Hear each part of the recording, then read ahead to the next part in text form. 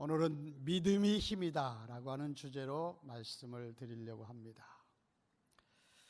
우리가 살고 있는 이 시대를 긍정적인 시각으로 보면 잘 돌아가고 있다 그렇게 생각되지만은, 그러나 부정적인 시각에서 보면 캄캄한 밤과 같다고 말할 수 있을 것입니다. 작은 등불도 캄캄한 밤에 더욱 빛나는 것처럼 우리 그리스도의 참 믿음을 가진 사랑하는 성도들을 인해서 어두운 이 땅은 빛이 비춰지리라 믿습니다.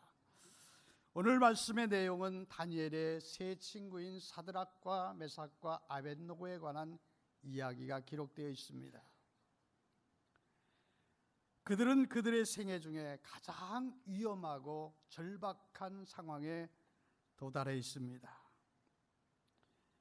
그래서 저들은 어찌할 바를 알지 못하는 절망적인 어두움에 사로잡히게 됩니다. 그 순간 그들 속에 있는 신앙은 어두운 세상에 작은 빛이 환하게 비춰지는 것처럼 우리 모든 그리스도인들에게 또 하나의 빛으로, 힘으로 나타나고 있음을 봅니다.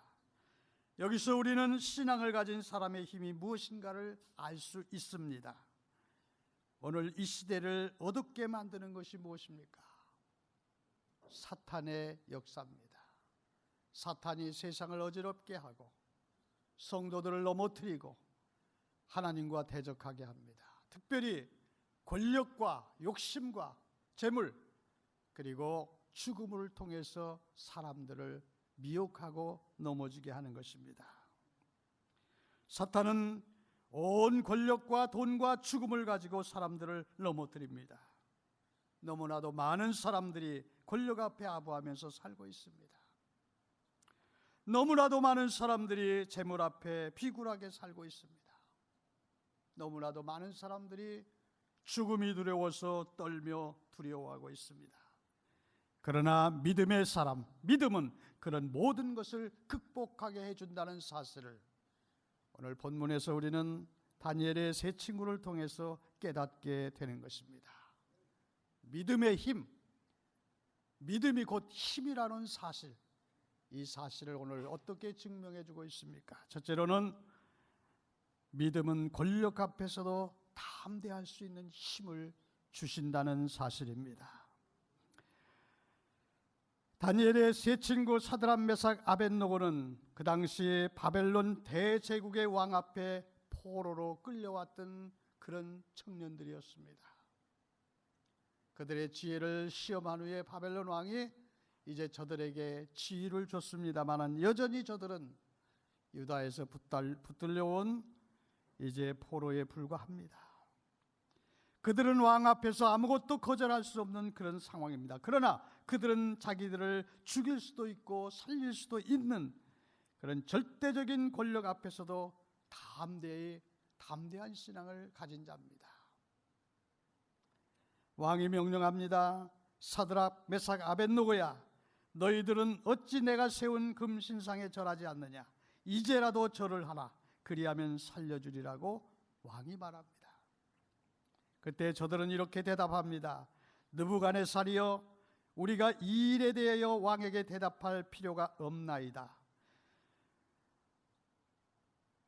왕이 우리가 섬기는 하나님이 계시다면은 우리를 맹렬히 타는 풀무불 가운데서도 건져내시려니와 왕의 손에서도 건져내실 것입니다. 그리 아니하실지라도 우리는 왕이 만든 신상에 절할 수 없으며 왕의 명령에 복종할 수가 없다고 말했습니다. 그들이 어떻게 이러한 담대한 힘이 있습니까? 어떻게 이렇게 담대할 수가 있습니까? 당신은 나르는 새도 떨어뜨리며 그 말 한마디에 생명이 죽고 사는 그런 왕의 명령 앞에서 어떻게 이처럼 담대할 수가 있었습니까? 그들 속에 바로 하나님이 계시기 때문입니다. 하나님을 섬기는 믿음이 그 안에 있었기 때문입니다. 신앙이 그들을 지배했고 신앙이 그들을 대변하게 했던 것입니다. 신앙은 권력 앞에서도 담대하게 설 수 있게 하며 조금도 굴하지 않게 만드는 것입니다. 그런데 여러분, 세상은 수많은 사람들이 살고 있는데 이 사회는 여러 계층의 사람들이 살고 있습니다. 부한 자도 있고 가난한 자도 있으며 권력이 있는 자도 있고 없는 자도 있을 것입니다. 권력이나 돈 앞에 자유한 사람도 있지만 아부하는 사람도 있습니다. 그러나 정말 믿음을 가지고 사는 그리스도인들은 어떤 권력 앞에서도 아부하지 않고 당당하게 사는 자유가 있는 사람들인 줄로 믿습니다. 자유가 없는 사람을 우리가 뭐라고 말합니까? 노예라고 말하죠. 그러나 그리스도 안에 있는 자들에게는 자유함이 있느니라고 말했습니다. 성도를 구분하는 여러 가지 증거들이 있지만은 그중 하나가 그가 얼마나 자유로운 삶을 살고 있는가 하는 것입니다. 그의 마음이 얼마나 자유가 있는가 하는 것입니다. 예수 그리스도의 사람은 세상이 감당할 수 없는 사람입니다. 예수 그리스도를 마음에 품고 사는 사람은 세상을 포용하고 사는 사람입니다. 이런 의미에서 볼 때 우리의 삶 가운데 자기 교만도 금물이지만은 자기를 비하하거나 학대하는 것 또한 죄라는 사실을 알아야 합니다. 하나님 앞에는 다 평등한 자녀들입니다. 우리 성도들은 하나님을 아버지라 부르는 형제자매, 한 가족이라는 사실을 잊지 말고 늘 감사하며 이 믿음으로 사시는 여러분이 되시기를 바랍니다. 그래서 우리 그리스도인은 평등해야 합니다. 적어도 교회 안에서는 평등이 있어야 합니다. 가진 사람은 자기를 낮춰 섬기는 자가 되어야 하고 못 가진 사람도 비굴하지 아니하고 담대해야 하는 것이 교회인 것입니다. 아무리 사회적인 지위나 명성이 있는 사람일지라도 교회 안에서는 다른 사람의 발을 씻겨주는 겸손이 있어야 합니다. 왜? 예수님이 그리 하셨으니까. 또 비록 사회적으로는 억압을 당하고 어려움을 겪는 많은 사람들이 있다 할지라도 교회는 오히려 그들에게 위로와 소망이 되고 그들의 위로자가, 협력자가, 용기를 베풀어주는 자가 되어야 할 것입니다. 이런 평등한 인간관계가 성립되는 것이 바로 교회인 것입니다. 교회라고 말하면 이런 건물이 아니라 바로 여러분을 말하는 것이죠. 예수 그리스도를 주로 믿는 사람들의 공동체, 하나님의 부르심을 따라 예수 그리스도를 주로 믿는 사람들의 공동체, 모임, 바로 우리가 교회인 것입니다. 그런데 오늘날 교회 안에서는 평등의 윤리가 지켜지고 있습니까? 그렇지 못한 것 같습니다. 비슷한 사람들끼리만 모이고 끼리끼리 모이고 끼리끼리 살아가고 끼리끼리 이야기하고, 그것은 진정한 의미에서 성도가 해야 할 일은 아닙니다. 교회는 차별이 없어야 합니다.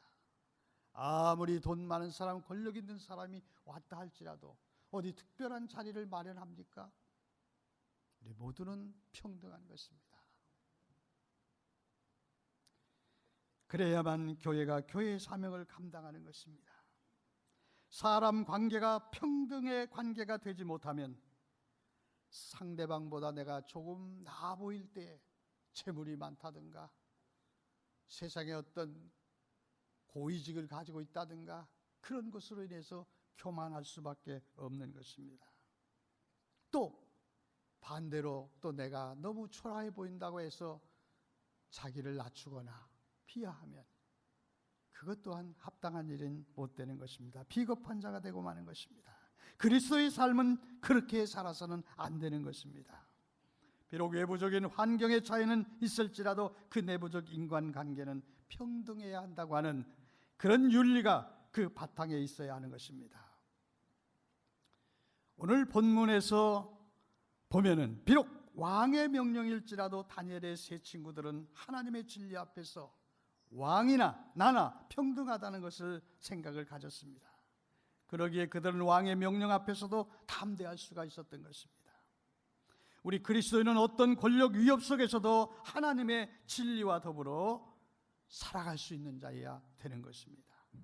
사랑하는 성도 여러분, 여러분들은 권력 앞에서도 신앙을 지키는 그런 삶을 살아가는 성도들이 되시기를 주님의 이름으로 부탁을 드립니다. 두 번째로, 믿음은 황금 앞에서도 비굴하지 않을 수 있는 힘이 있습니다.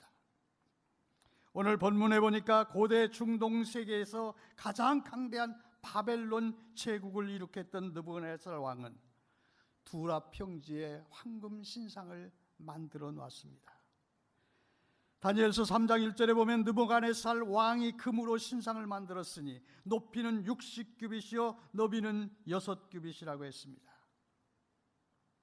원래 규빗이라고 하는 단위는 장정, 성인의 손끝에서 발꿈치까지의 길이를 말합니다. 대략 45cm에서 50cm 사이를 말하죠.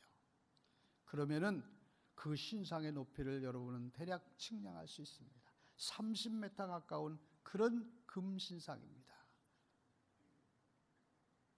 오늘 아파트로 말하면 6층, 7층 그 정도 된다고 합니다. 이런 큰 금신상을 바라 평지에 세워놨습니다.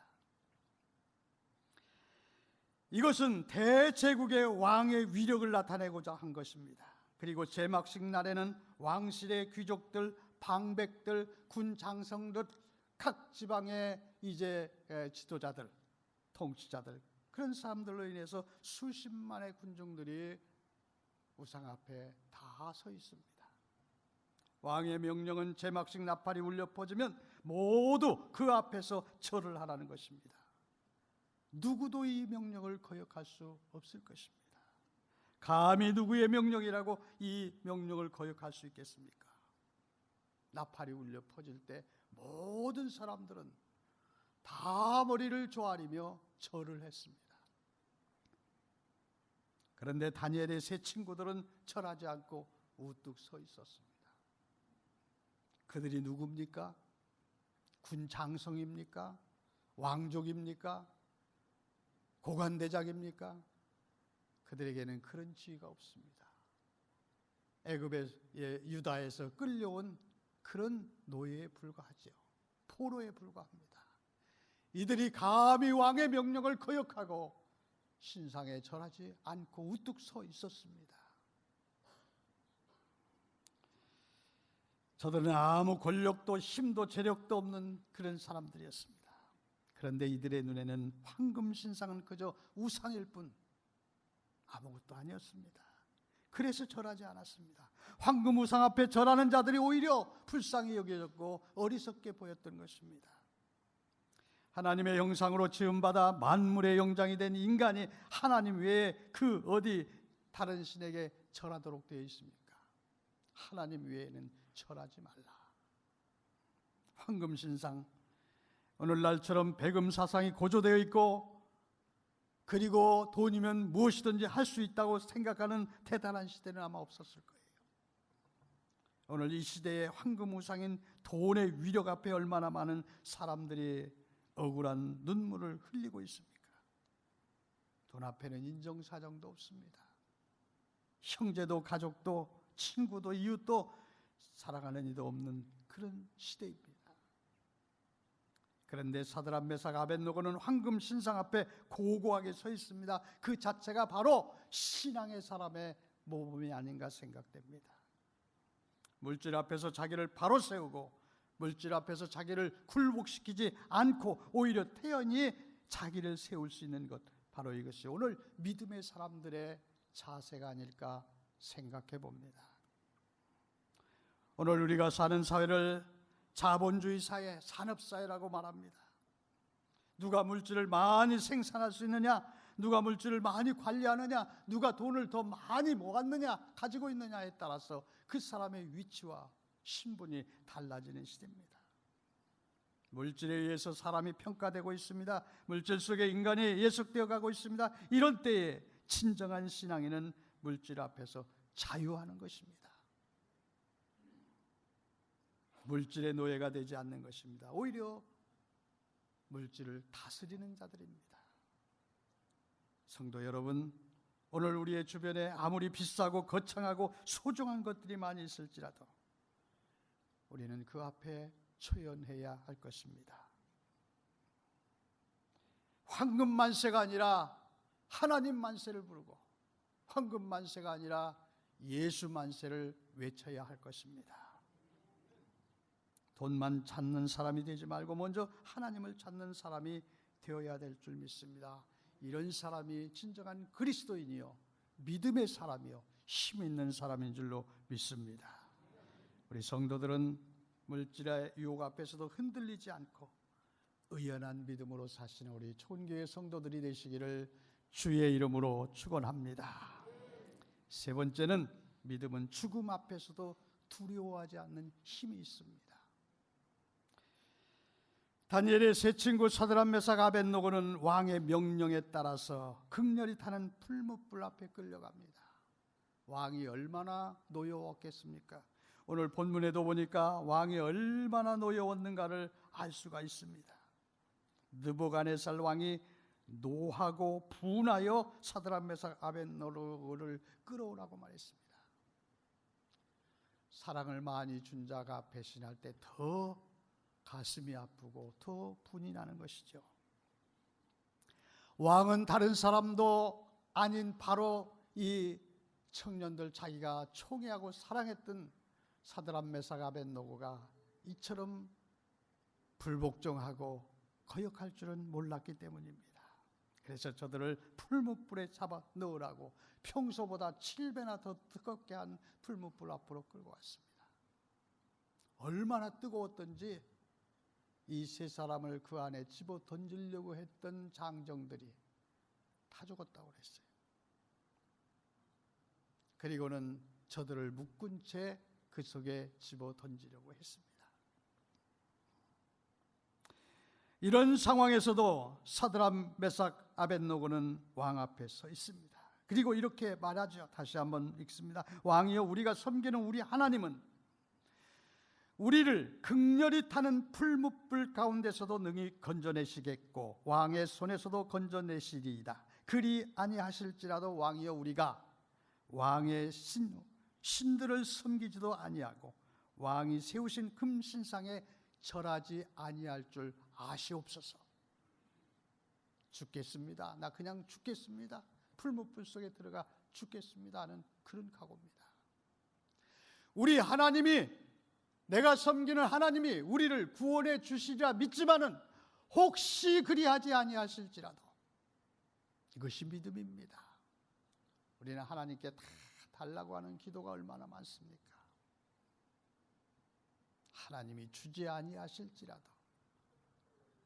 내가 바라는 소원대로 아니하실지라도 하나님을 믿는 신앙, 하나님을 섬기는 신앙, 하나님을 찬양하는 신앙, 변함이 없어야 될 줄로 믿습니다.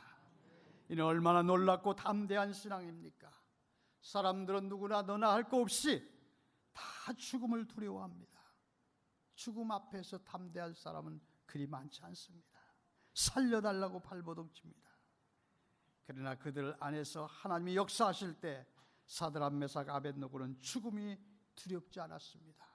죽음을 이길 힘이 있었습니다. 살기 위해서 비굴하지 않았습니다. 살기 위해서 자기 몸을 더럽히지 않았습니다. 살기 위해서 헛된 인생을 이끌어가지 않았습니다. 오히려 죽을지라도 그 안에서 자기의 믿음을 바로 세워갔던 것입니다. 어쩌면 그 앞에서, 죽음 앞에서 자기의 신앙을 스스로 판단할 수 있었는지도 모릅니다.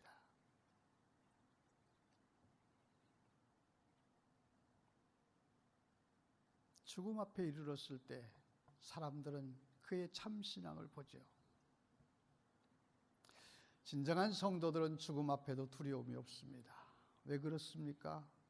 우리가 늘 믿는 하나님께서, 주님께서도 말씀하셨잖아요. 넌 두려워 말라.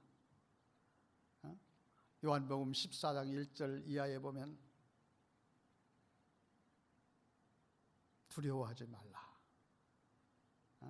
하나님을 믿으니 또 나를 믿으라. 내 아버지 집에는 거할 곳이 많도다. 내가 가서 처소를 예비하면 나 있는 곳에 너희도 있게 하리라. 주님이 계신 곳, 천국이 어느 곳인가는 여러분이 잘 아시죠? 날빛보다 더 밝은 저 천국, 등이 필요 없습니다. 눈물도 근심도 걱정도 염려도 곡하는 것도 죽는 것도 없습니다.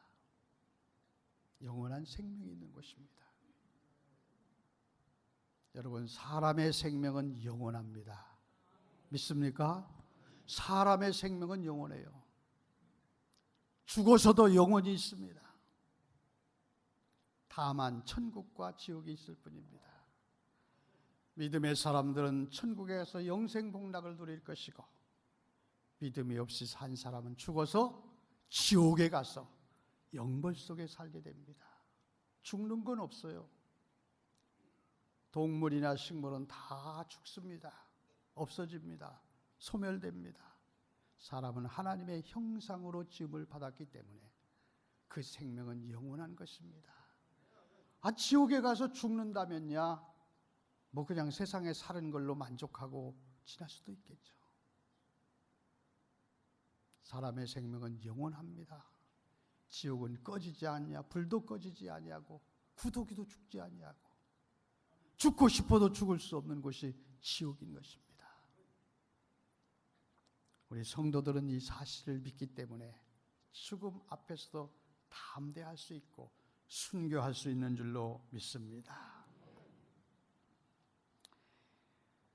이제 예화를 하나 들고 마치려고 합니다. 6.25 사변을 배경으로 한 김은국 씨가 쓴 순교자라고 하는 소설이 있습니다. 김은국 씨는 이제 재미동포죠. 1965년 6월 17일 날 이 소설이 처음으로 영화화돼서 개봉이 됐습니다. 그때가 제가 고등학교 3학년 때입니다. 그 내용을 보면 우리나라가 북한군 괴뢰군에 밀려서 낙동강까지 밀려갔고 국가의 전망이 위태로울 때에 유엔에서 참전해서 다시 낙동강을 사수하고 올라가며, 특별히 메가다 장군이 인천 상륙작전의 성공으로 인해서 이제 서울이 탈환되고 북으로 진격하며 올라가게 됩니다. 마침내 평양을 정복하고 두만강까지 올라갔죠. 평양에 이제 국군이 함락하고 평양을 함락시키고 국군 정보부가 평양에 세워집니다. 그리고 그 정보부 책임자인 장대령의 명령으로 인민군들에게 피살당한 10명의 목사들의 추모제를 드리기 위해서 준비하고 있었습니다. 사람들의 소문을 들어보니까 11명이 목사가 붙들려 갔다는 거예요. 근데 살아온 사람 한 명이 신목사라고 하는 사람. 영화에서는 김진규 씨가 주연으로 나옵니다. 그래서 이 추모제를 드리기 위해 신목사를 찾아가서 그 당시 처참하게 이제 사형당하는 그 상황을 좀 들어보려고 피살 당시의 참상을 알아보기 위해 물어봤지만 이 신목사는 도무지 입을 열지 않습니다. 그런 신목사를 오히려 배신자로 여겨서 교회 신도들은 몰아내야 된다. 신목사는 유다로 몰아내자는 규탄대회까지 열었습니다. 신목사는 마침내 나는 배신하고 그리스도를 배신하고 믿음을 배신하고, 나머지 목사님들은 이제 순교를 당했다고 말했습니다. 이 일로 인해서 오히려 신목사는 더 이제 모든 사람들에게 비난의 대상이 됐습니다. 그런데요, 그 후에 국군에게 잡힌 인민군 정소자, 제가 아침에 정소자 소위인가 보다 그렇게 말씀드렸는데 아주 잘 아시는 분이 소위가 아니라 소령이라고 알려줘서 감사합니다. 소자래요. 우리나라 소령의 이제 계급에 해당되는 북한에서는 소자라고 한답니다.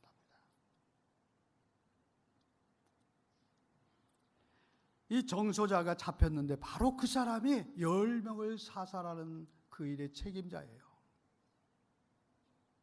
근데 이 소자에게 이제 들었겠죠.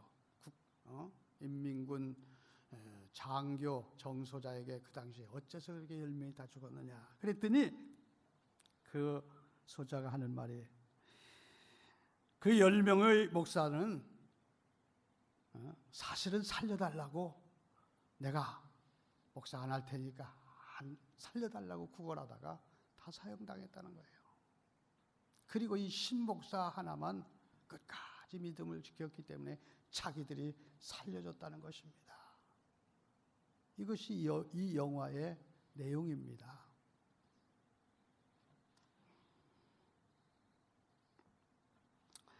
그 정소자가 이렇게 말합니다. 10명의 목사들은 죽음 앞에서 목숨을 구걸한 위선적 목사였고 오직 신목사만 죽음을 두려워하지 않고 신앙을 지킨 목사라 죽이지 않았다는 것입니다. 그 후에 중공군이 개입하면서 국군이 다시 남쪽으로 후퇴하게 될 때 이 대위는, 남한의 대위는 신목사를 데리고 가려고 강권했습니다. 남한으로 내려가자. 여기 있다가는 이제 죽음을 면치 못할 것이다. 그렇게 강권했는데 신목사는 이 권고를 물리치고 자기는 북한에 남아있는 신도들을 돌봐야 한다고 사용했다는 거예요. 여기까지 내용입니다. 그럼 왜 신목사는 자기가 배신자라는 누명을 쓰면서도 사실을 말하지 않았을까요? 그것은 목숨을 구걸했던 10명의 목사님들로 인해서 신도들이 실망하고 믿음에서 떠날까 봐 그렇게 자기가 누명을 썼다는 사실을 우리는 깨닫게 될 것입니다. 순교자는 믿음을 지키기 위해 죽는 자도 순교자지만 죽음 앞에서도 두려움 없이 자기 사명을 감당하는 믿음을 지키는 자도 순교자인 것입니다. 성경에 보면 너희는 산 제물이 되라는 말씀이 있어요. 제물은 원래 죽는 겁니다. 다 각을 떠서 내장을 다 긁어내고 그래서 하나님께 드려지는 게 제물이에요. 순교는 자기 몸을 드리고 생명을 드리는 것입니다. 주를 위해서, 하나님을 위해서. 그런데 어떤 사람은 죽지 않고도 순교와 같은 일을 하는 거죠. 그래서 이런 사람들을 산순교자, 산재물 이렇게 표현하기도 합니다. 마지막까지 남아있는 신도들을 위해 북한 땅에 있겠다고 하는 이 신목사의 신앙, 그것이 세상을 이기는 그런 믿음, 가장 강한 힘이라고 생각됩니다. 믿음은 힘입니다. 권력도 이기고 재물도 이기고 심지어 죽음까지도 이기는 그것이 믿음이고, 그 믿음은 모든 것을 이기는 승리의 믿음입니다. 힘입니다. 성경에도 보면 그리스도인은 세상이 감당할 수 없는 사람들이라고 표현하고 있습니다. 공산당들이 가장 싫어하는 게 그리스도인입니다. 왜요? 진정한 그리스도인은 절대로 우상 앞에 절하지 않고 공산당과 합세할 수 없기 때문입니다. 사랑하는 성도 여러분, 권력도 이기는 힘, 재물도 이기는 힘, 죽음도 이기는 힘, 그것이 바로 믿음입니다. 믿음이 힘입니다. 사랑하는 성도들, 우리가 이처럼 강력한 믿음의 소유자, 세상이 이길 수 없는 믿음의 소유자, 힘을 가진 여러분들이 되시기를 주님의 이름으로 축원합니다. 기도하시겠습니다.